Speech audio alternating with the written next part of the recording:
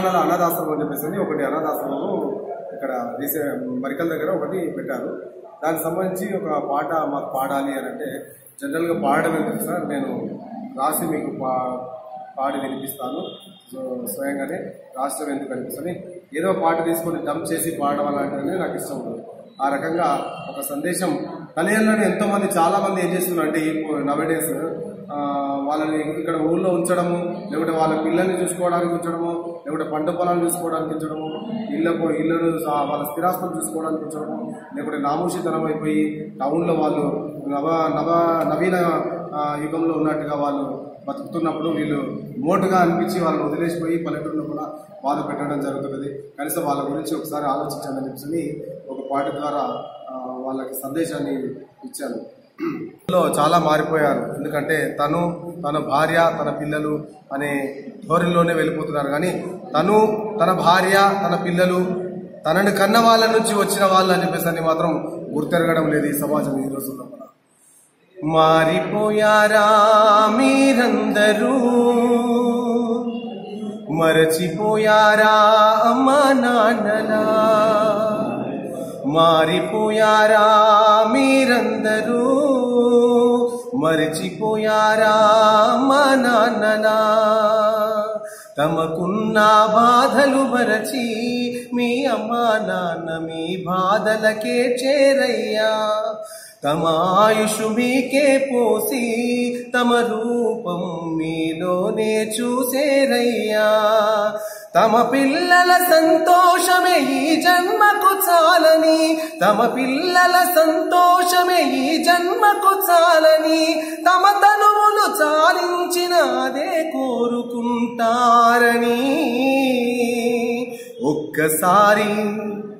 ఒక్కసారి ఆలోచించరా, మీ అమ్మా నాన్న బ్రతుకులెలా ఏడుస్తుండ్రని, మీ అమ్మా నాన్న బ్రతుకులెలా ఏడుస్తుండ్రని, ఒక్కసారి ఆలోచించరా, మీ అమ్మా నాన్న బ్రతుకులెలా ఏడుస్తుండ్రని, మీ అమ్మా నాన్న బ్రతుకులెలా ఏడుస్తుండ్రని. మీ పాట వల్ల మా ఇంటికి రిక్కబొచ్చి మా కండాలో నీళ్లు రావడం జరిగింది. ఈ విధమైన మీ పాటలకు పార్థునిస్ నుండి ధన్యవాదాలు చేస్తున్నాం. మీరు రాష్ట్రపతి అవార్డు తీసుకోవడం జరిగింది. ఏ పాటకు అవార్డు రావడం జరిగింది? ఆ పాటను ఒకసారి 2 చరణాలు. ఆ పాట అనేది అప్పట్లో వన సంరక్షణ సమితి అని చెప్పేసి అడవులకు సంబంధించినటువంటి ఒక ఫారెస్ట్ ఆఫీస్ వాళ్ళు కండక్ట్ చేశారు. దీన్ని రాష్ట్ర వ్యాప్తంగా సాంగ్స్ కాంపిటీషన్స్ ఆన్ వన సంరక్షణ సమితి, అంటే వనాలను కాపాడడానికి అడవుల గురించి.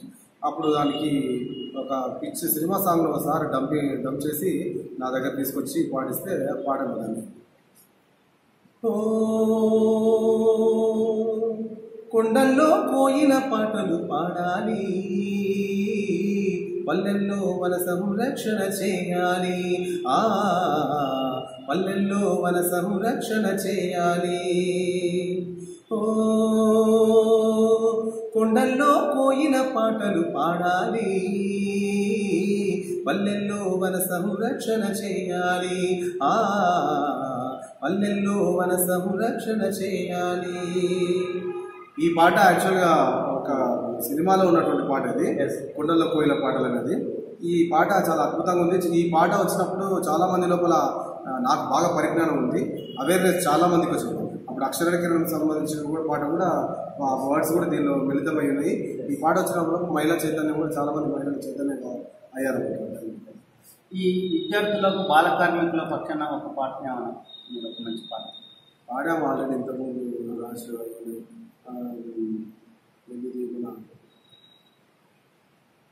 నా చిట్టి చేతులు చక్కని రాతలు నేవయ్యో, నా సంకల వేడితో సారిడు వారు దున్నినయ్యో, నా చిట్టి చేతులు చక్కని రాతలు నేవలేదయ్యో, నా సంకల వేడితో సారిడు వారు దున్నినయ్యో. ఆ రకంగా ఉండే పాటలు అవి బాల కార్మికులను తీసుకొచ్చి స్కూల్లో జాయిన్ చేసి అక్షర బోధ చేయాలని వాళ్ళకి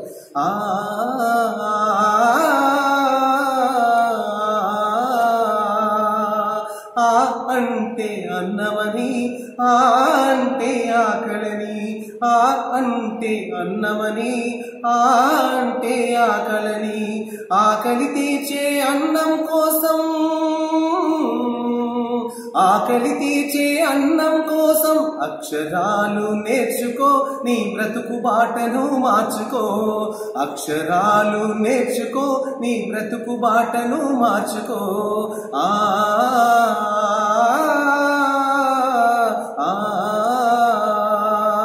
వేలి ముద్రలే వద్దని అవి తీర్చలేవు నీ అప్పుని, వేలి ముద్రలే వద్దని అవి తీర్చలేవు. తోడైతే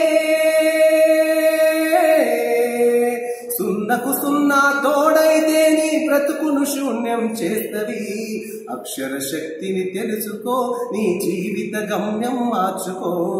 అక్షర శక్తిని తెలుసుకో, నీ జీవిత గమ్యం మార్చుకో. ఆ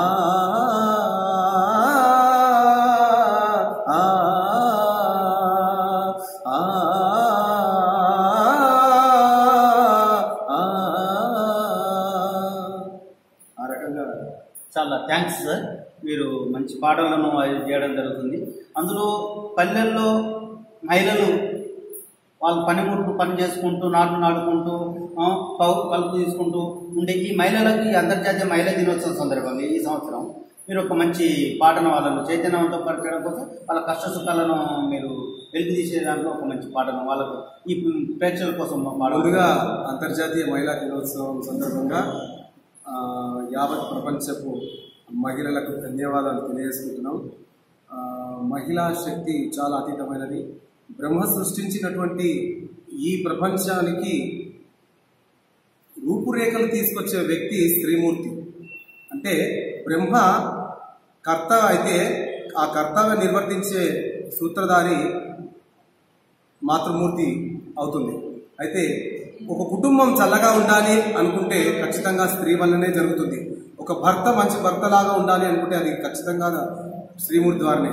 తన పిల్లలను ఒక మంచి అలవాట్లను ఏర్పరిచి మంచి అలవాట్లతో మంచి చదువులు విద్యాబుద్ధులు నేర్పించాలన్న మొదటి కర్తవ్యం కూడా స్త్రీపైనే ఉంటుంది. అంటే ఈ అందమైన సృష్టికి మారు పేరుగా మాతృమూర్తిని మనం వర్ణించుకోవచ్చు.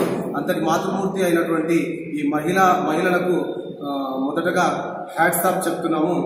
ఎంతో ఔన్నత్యాన్ని కలిగి ఎంతో ఓపికను కలిగినటువంటి ఈ మహిళామూర్తులు లేకుంటే ఈ లోకం అనేది చాలా చీకటి సామ్రాజ్యంలో వెలుగులేని ఇల్లులాగా మారిపోయే దుస్థితి ఉంటుంది. కుటుంబానికి వన్నె తీసుకొచ్చే ఆడవాళ్ళు లేనటువంటి కుటుంబం, అసలు కుటుంబం అనే అర్థం వచ్చేదే ఒక స్త్రీ,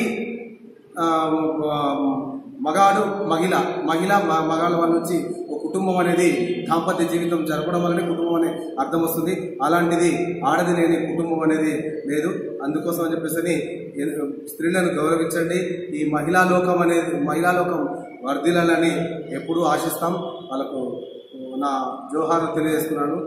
తర్వాత వాళ్ళ గురించి వర్ణించాలంటే చాలా ఉంది. భగవంతుడు మొదటి జన్మనిచ్చినది తల్లి అయితే, తర్వాత మరో జన్మకు మన జీవితానికి కవితకు తండ్రి, ఆ తర్వాత భగవంతుడే సాక్షాధారులవుతారు. వాళ్ళ కోసం ఒక పాట. ఎవరు రాయగలరు అమ్మాను మాట కన్న కమ్మని కావ్యం, ఎవరు పాడగలరు అమ్మాను రాగం కన్న తీయని రాగం. అమ్మేగా తొలి పలుకు నేర్చుకున్న భాషకి, అమ్మేగాది స్వరం ప్రాణమనే పాటకి. ఎవరు రాయగలరు అమ్మాను మాట కన్న కమ్మని కావ్యం, ఎవరు పాడగలరు అమ్మాను రాగం కన్న తీయని రాగం. అదేవిధంగా మాతృమూర్తి అయిన తల్లి ఒక రకం అయితే, స్త్రీ భార్యగా తను చేసే సేవలు ఎంతో అభినందనీయము. అది మనం సినిమా పాటలో ఒక అద్భుతమైన పాట ఉంది.